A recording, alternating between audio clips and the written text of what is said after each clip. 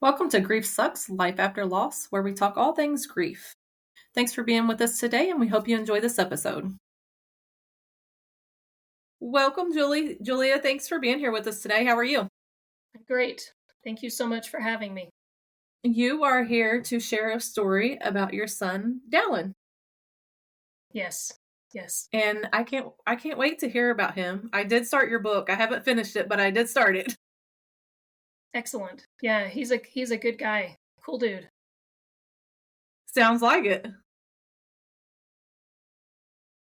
Yeah. Would you like to? Yeah, tell us about him. So Dallin is our son.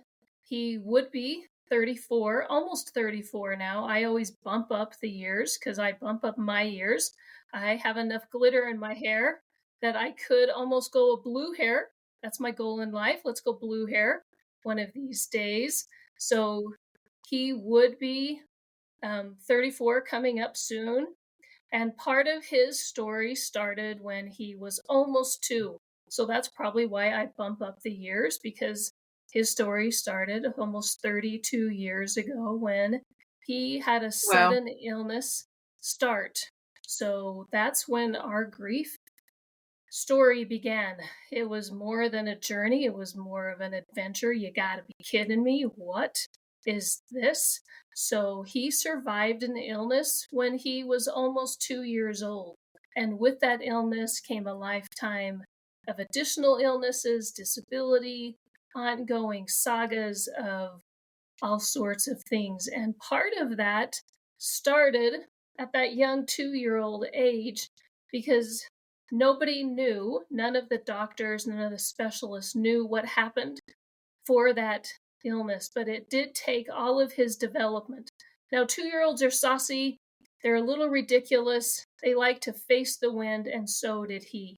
So when he had this sudden illness happen when he was 2 years old, then life tilted and twilted. We say that because it got twisty as it tilted. So that's our makeup word. It's not a word. You're not going to find it in a dictionary. But it changed suddenly. He started having dozens and then hundreds of seizures that ended with him going into our children's hospital after one day when he started having those seizures at home with my husband. I was starting a new job. Everyone checked him out. Emergency came, paramedics came, and then he went to the doctors that day. Nobody could find anything except for 2-year-old molars, which are the bane of existence for every 2-year-old on the planet. But nothing else could explain it. The next day, he woke up and had lost all skills. So he couldn't walk down the hall any longer. He couldn't feed himself. He had lost his language, so he wasn't able to speak any longer. And then we spent the next 9 days in the hospital trying to figure this out. And I say trying because we never found out the reason for that extensive catastrophic illness, which is what Oh, we wow. were left with. I know, it was pretty saucy. We took one day at a time and moved forward. The doctors didn't know if he was going to survive then, and yet he did. So we were sent home from the hospital with a new little dude. He was a dude because he faced the wind and loved to do really adventurous things even when he was 2. He kept his personality. I know, 2-year-olds, they're just the coolest things ever. I They love are. 2-year-olds. So part of it is from that point, we kept going because Dallin did. So Dallin is our son, and I use present tense and past tense, which gets really confusing for people around me. And I say, catch up, right? You're going to have to figure out that. Whatever you want, whatever you're comfortable with. Yeah, and it changes on a day to day sometimes. So we were sent home at that point. He did lose all of his skills. The seizures were massive.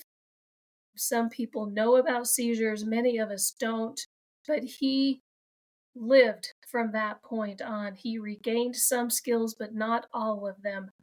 Again, they didn't know if he was going to survive, and then he did.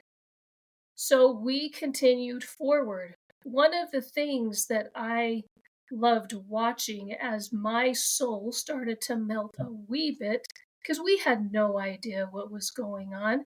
I recently had Yeah. somebody say it was a sudden loss at that point, and we did have one child that we went into the hospital with, and then we came home with a second one. And how incredible that was to be able to have a child that survived. Not everybody gets that space and place. And we knew that. We knew that time in an intensive care unit meant children are sick, and he was.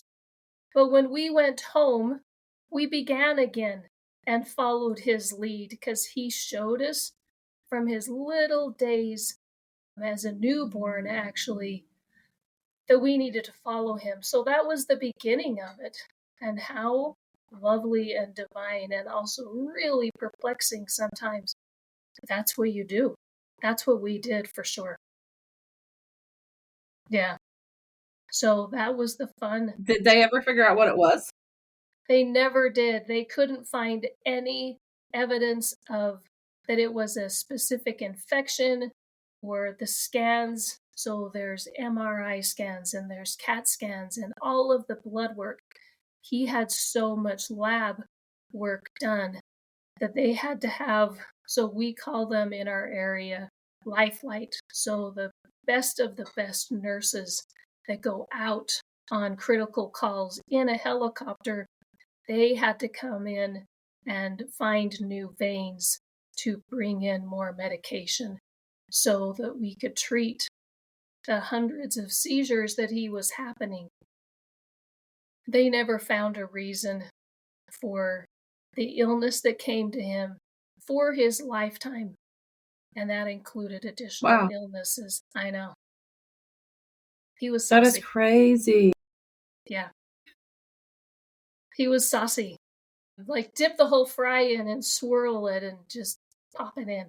That's what he did for a lifetime. Get more sauce. That's what we did. I know. Sometimes you just go with it. For sure. And I think that's what happens in grief for many things, because we had to step into a new realm. And we did. We chose that time in the hospital. And some people spend months and months in a hospital. And we did get to go home. And I say that with air quotes, right? We're doing the air quote. We get to go home and start again. And he learned again. More seizures would come and we would start again. It was actually him starting and us doing whatever was necessary. And we wrangled it. And sometimes you put on a new pair of jeans because the last ones had been popped out. And that's what we did. We live in a Western state, which sometimes means I felt like I had to do things on my own, which is, it's a little nonsense.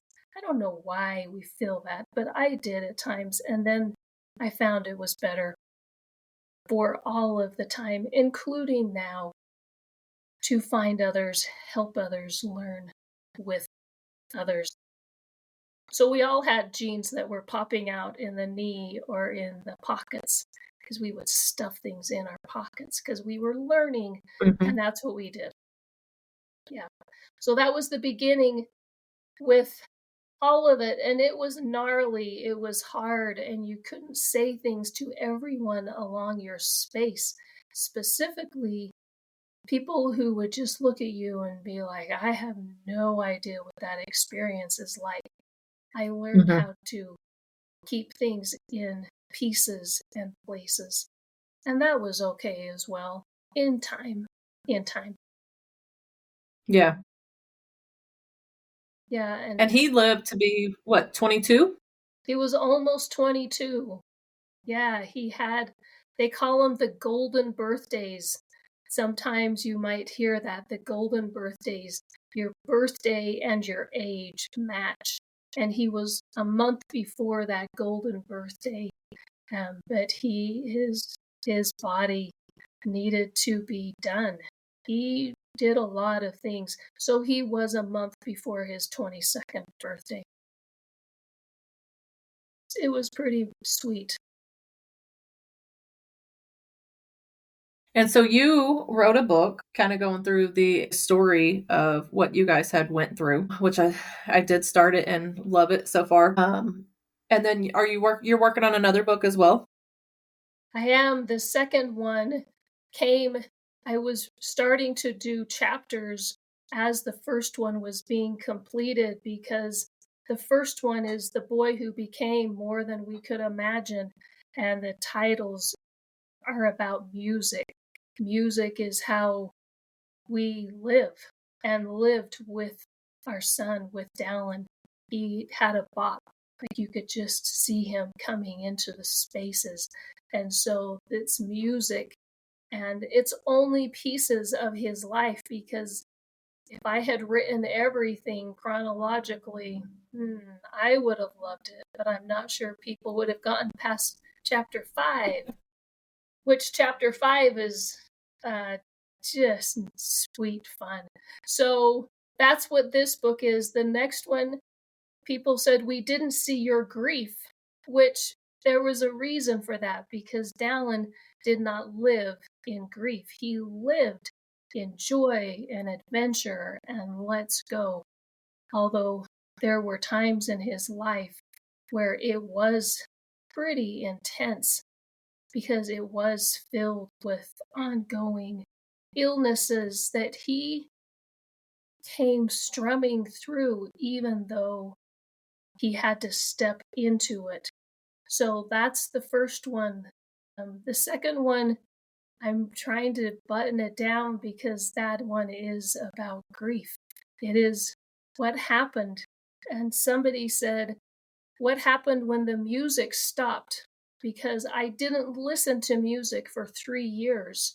I couldn't turn it on. I stopped being around it. The radio was silent. And it was a question, and I said, yeah, what happens when the music or your rhythm or your steps change? So that will be the next one. And writing those final pieces makes my head tilt and again twist and turn. That's what it will be. How did or what did you what helped you get through it?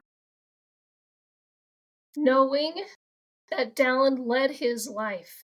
A person with disabilities, he was non-speaking. He did not have spoken language, and yet he communicated really well using what's called alternative communication. So he had 7 devices that either spoke when he would set up his language systems, or he used sign language, but he also could throw a dagger across the room, which every teenager is like, you better duck because it's coming now, and slam a door.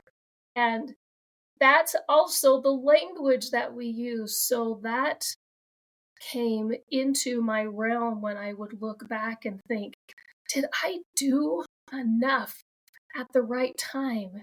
And the answer is, I don't know, because I could only do what I did with what I had in front of me and who I was with, which is Dallin and my husband. There's 3 of us, and there always will be 3 of us. And to step into that dance still and always. We say always and eternity, because that's how I'm still coming through it.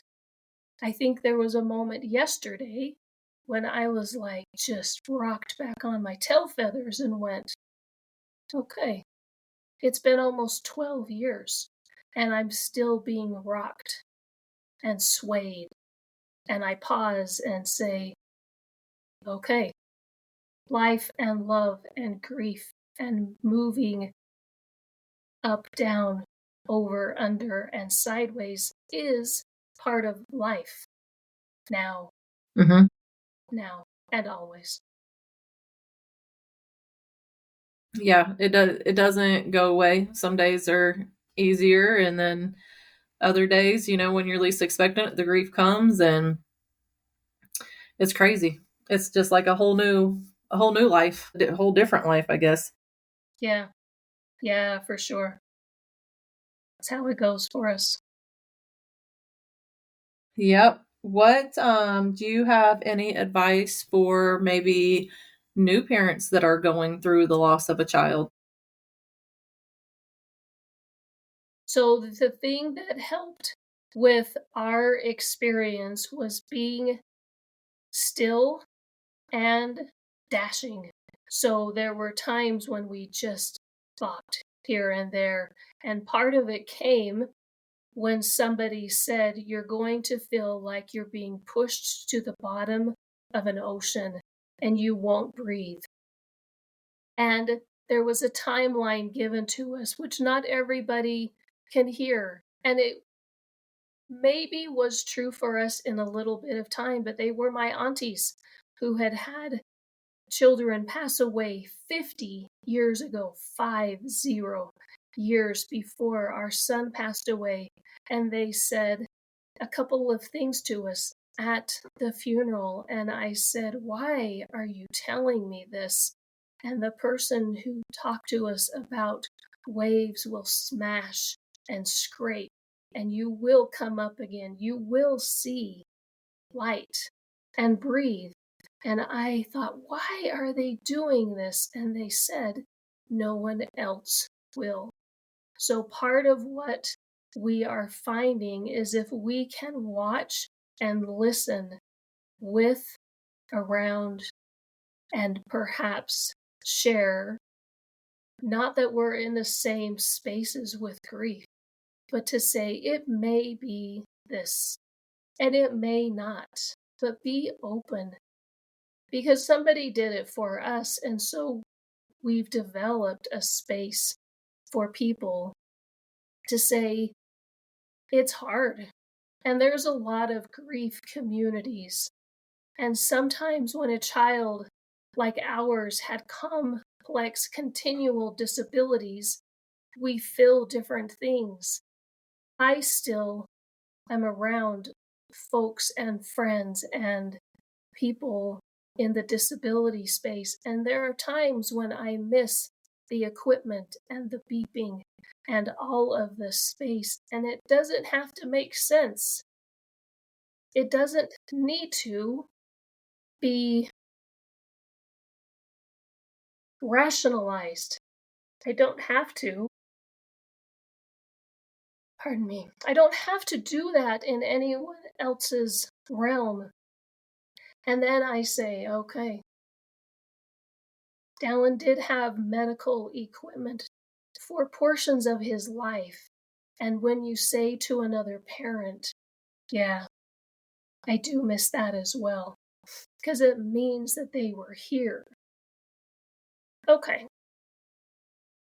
that's what we can do with and for one another is be like, yeah, I hear what you're saying. Okay, that's what we've been doing recently and for a space of time. And it's important for people to realize you need to do it on your own time and don't let someone else dictate, a timeline or like you said, it doesn't have to sound rational to anyone else. It doesn't have to make sense to anyone else. If it makes sense to you, that's all that matters. If it helps you, that's all that matters. We all go through these spaces differently. We all handle it differently. Obviously, your grief is different than my grief. So it's important to know that we all go through it in a different way, and that's okay. There's no one size fits all here. Yeah. Yeah. Even when my aunties said to me it was at the funeral, in fact, even when they said that, I just rocked back for a moment, and then they walked away and said, "You will know." I was like, "What will I know?" And they smiled, and then, "It will be okay." And I was like, "I don't understand." And they said, "We know. We know." And then I had to trust them, and I did, and I Yeah. have, and I have. Yeah. Yeah, beautifully Yeah, and powerful, and yeah. in that immediate time, you're thinking, "I won't be okay." You don't those are just things you're not thinking about at that moment. Yeah. Yeah, for sure. And I think it's okay to tell somebody else, "You're not gonna know this, but you do know this." And that's part of what we're doing now, even for myself, when I say, "I don't know this. What is this space?" I don't have to know it because it will come when it's supposed to. Yeah. Well, is there anything else you would like to share with us about Dallin or your journey? This was a huge journey. I think part of what came to us as I was writing the book, as I was sitting with it, somebody asked, "Was this cathartic?" And I had to look up the word. I was like, I don't think they know the meaning of that word. I felt like I was part of a movie, right? I was like, I don't think they know the meaning of that word because I had to look it up, and I don't think it was cathartic. I think it was. I think we are. And Dallin was a joyful, powerful example of not only coming to his own realm and us trusting that we could go into the next space, but I need to figure out now how to do whatever this is, whatever this space of grief is. And when people say, "So what are you doing?" I now say, "Tell me what you are asking. What is it you would like to hear about?" Because I'm doing a few things. I work, I climb, I go into spaces, I'm writing, but I'm trying to be more mindful. And I was in a conference and they said graceful, full of kindness and awareness, but also grace forward, listening and being with people. So it's not only about, "Oh, I'm doing this and this, and I'm so excited, and this, and down and down." And it's like, tell me about you. Where are your spaces? And that is what the next piece could be. Because if on my space, I have a website and I have 3 acts, I'm in my third act like I'm some player on a stage. And it went from, "I think I know what I'm doing," to, "I'm just going to go with what I'm doing." And now I really have no idea what I'm doing, but I am in my third act and will go forward because Dallin did. The joy he brought with him, with change and resilience and audacity and all of his things, is what I'm trying to figure out. It's been 12 years almost, and I'm barely dipping a toe.